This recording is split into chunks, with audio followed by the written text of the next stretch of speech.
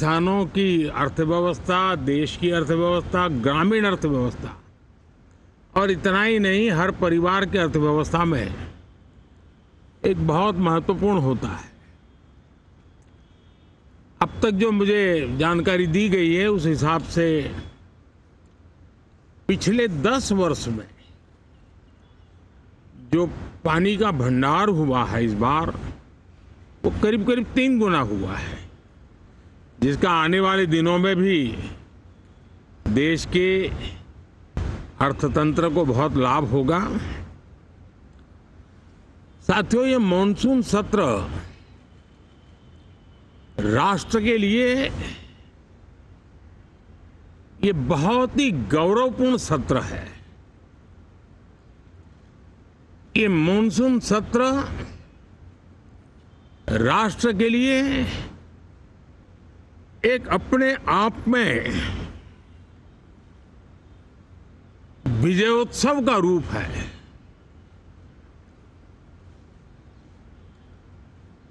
और जब मैं कहता हूं कि सत्र राष्ट्र गौरव और विजयोत्सव का सत्र है, तो सबसे पहले तो मैं पहली बार इंटरनेशनल स्पेस स्टेशन पर भारत का तिरंगा झंडा वहां लहराना, ये हर देशवासी के लिए गौरव की पल है। देश में साइंस टेक्नोलॉजी के प्रति, इनोवेशन के प्रति नया उमंग और उत्साह भरने वाली ये सफल यात्रा रही है। और पूरे सांसद, लोकसभा राज्यसभा दोनों सदन, देशवासी जिस गौरव का अनुभव कर रहे हैं उसमें एक स्वर से जुड़ेंगे, एक स्वर से इसका यशगान होगा, जो भारत को अंतरिक्ष में नई ऊंचाइयां पर पहुंचाने वाले जो भावी कार्यक्रम हैं उनके लिए भी प्रेरक बनेगा, प्रोत्साहक बनेगा। साथियों, ये मॉनसून सत्र एक विजयोत्सव है। पूरी दुनिया ने भारत की सैन्य शक्ति का, भारत के सैन्य के सामर्थ्य का रूप देखा है। ऑपरेशन सिंदूर में भारत की सेना ने जो लक्ष्य निर्धारित किया था 100% अचीव किया। आतंकियों के आकाओं के घर में जाकर के 22 मिनट के भीतर भीतर ऑपरेशन सिंदूर के तहत उसको जमींदोज कर दिया गया। और मैंने बिहार की एक कार्यक्रम में इसकी घोषणा की थी, जो हमारी सैन्य शक्ति ने बहुत ही कम समय में सिद्ध करके दिखा दिया। और इसमें मेड इन इंडिया सैन्य शक्ति का ये नया स्वरूप, इस पर भी दुनिया बहुत आकर्षित हुई है। इन दिनों विश्व के जिन जिन लोगों से मिलना होता है तो भारत के इस मेड इन इंडिया जो औजार तैयार हो रहे हैं उसके प्रति दुनिया का आकर्षण बढ़ रहा है। मुझे विश्वास है कि जब सदन इस विजयोत्सव को एक स्वर में विजय के भाव से इस सत्र के दरमियान उन ओजस्वी तेजस्वी भावनाओं को प्रकट करेगा तो भारत की सैन्य शक्ति को बल मिलेगा, प्रोत्साहन मिलेगा, देशवासियों को प्रेरणा मिलेगी और सैन्य क्षेत्र में जो रिसर्च, इनोवेशन और मैन्युफैक्चरिंग हो रहे हैं, made in India defence equipment बन रहे हैं,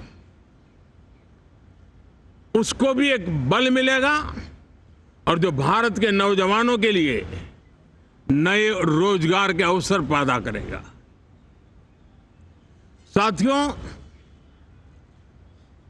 ये दशक हम एक प्रकार से देख सकते हैं कि शांति और प्रगति कंधे से कंधा मिलाकर के आगे बढ़ने के कदम कदम पर प्रगति के एहसास करते रहे हैं। देश कई प्रकार की हिंसक वारदातों का शिकार रहा है, लंबे अरसे तक शिकार रहा है। देश आजाद हुआ तब से ये समस्या को हम झेल रहे हैं, चाहे आतंकवाद हो, नक्सलवाद हो। कोई प्रारंभ में शुरू हुआ होगा, कोई बाद में शुरू हुआ होगा, लेकिन आज नक्सलवाद का, माओवाद का दायरा बहुत तेजी से सिकुड़ रहा है।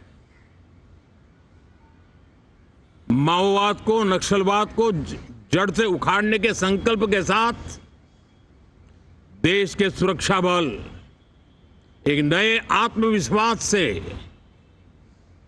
तेज गति से सफलता की ओर कदम रख रहे हैं।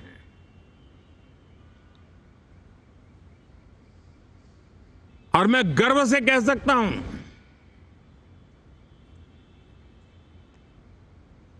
देश में सैकड़ों जिले नक्सल की चपेट में से निकल करके आज मुक्ति का सांस ले रहे हैं।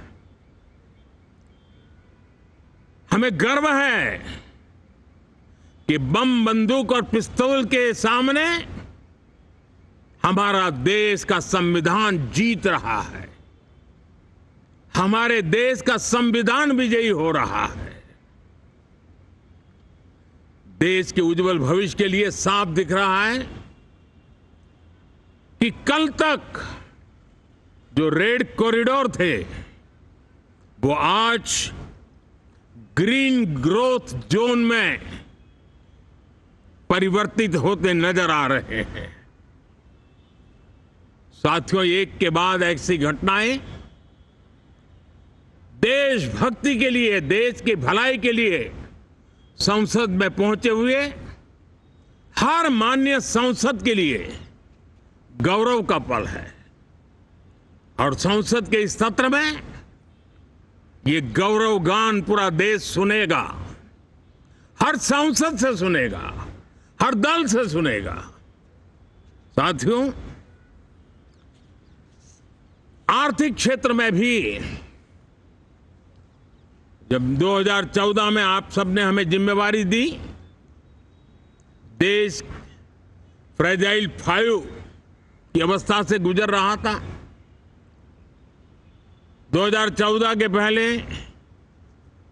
वैश्विक अर्थव्यवस्था में हम 10वें नंबर पर थे और आज भारत तेज गति से दुनिया की तीसरे नंबर की अर्थव्यवस्था बनने की दिशा में आगे बढ़ रहा है, दरवाजे पर दस्तक दे रहा है। इन दिनों 25 करोड़ गरीबों का गरीबी से बाहर निकलना, जिसको विश्व की अनेक संस्थाएं सराहना कर रही है। देश में एक जमाना था 2014 के पहले जब महंगाई का दर, इन्फ्लेशन रेट डबल डिजिट में हुआ करता था। आज 2% के आसपास आकर के देश के सामान्य मानवी के जीवन में राहत बन गया है, सुविधा बन गया है।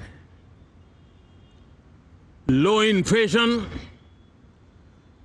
इन्फ्लेशन के सामने हाई ग्रोथ एक अच्छे विकास यात्रा की दिशा है। साथियों, डिजिटल इंडिया, यूपीआई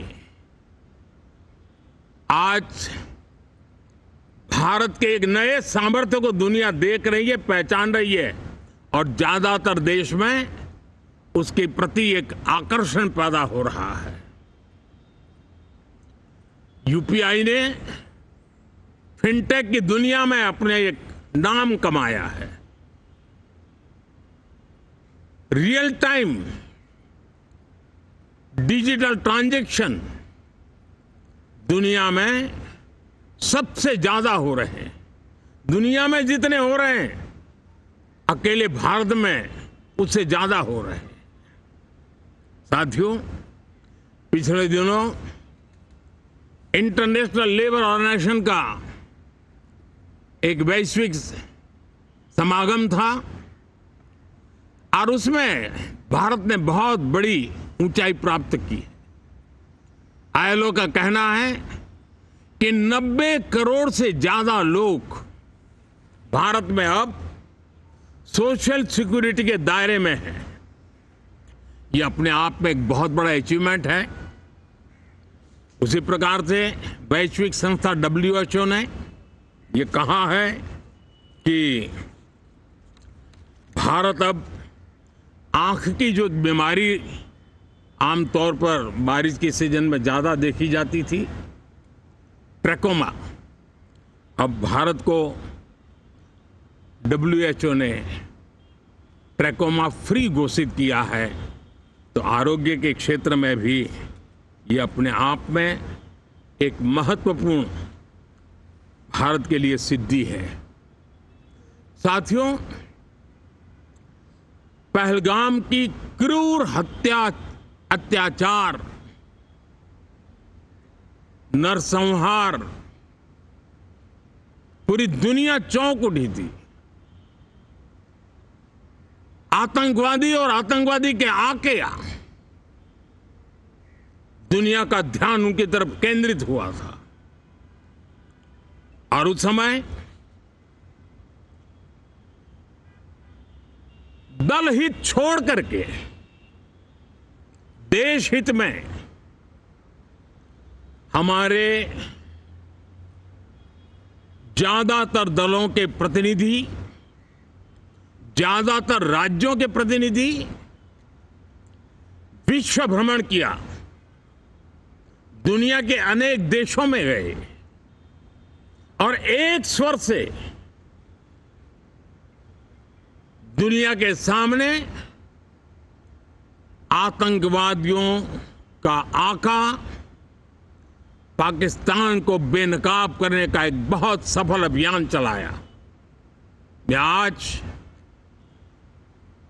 राष्ट्र हित में किए गए इस महत्वपूर्ण कार्य के लिए उन सभी सांसदों की सराहना करना चाहता हूं, सभी दलों की सराहना करना चाहता हूं और उसने देश में एक सकारात्मक वातावरण पैदा किया। विश्व ने भारत की बात को स्वीकार करने की दिशा में अपने मन के द्वार खोले और इसके लिए ये हमारे सांसदगण, हमारे राजनीतिक दल सराहना करने के मेरे लिए सौभाग्य है। साथियों, हम जानते हैं कि ये स्पिरिट, एक स्वर, एक एकता का वातावरण देश को कितना उत्साह से भर देता है। विजयोत्सव का ये पर्व इस मॉनसून सत्र में भी उसी भाव से प्रकट होगा। देश की सैन्य शक्ति को सराहना करेगा, देश के सामर्थ्य का गौरवगान करेगा और देश के 140 करोड़ नागरिकों को नई प्रेरणा का कारण बनेगा। मुझे विश्वास है कि हम सब मिलकर के डिफेंस के क्षेत्र में आत्मनिर्भर होने के इन प्रयासों को बल दें, सेना के सामर्थ्य की सराहना करें।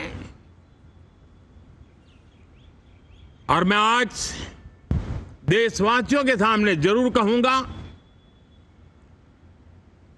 और देश के राजनीतिक दलों से भी कहूंगा कि देश ने एकता की ताकत देखी है, एक स्वर का सामर्थ्य क्या होता है देखा है। तो सदन में से भी सभी माननीय सांसद उसको बल दें, उसको आगे बढ़ाएं। और मैं जरूर कहूंगा,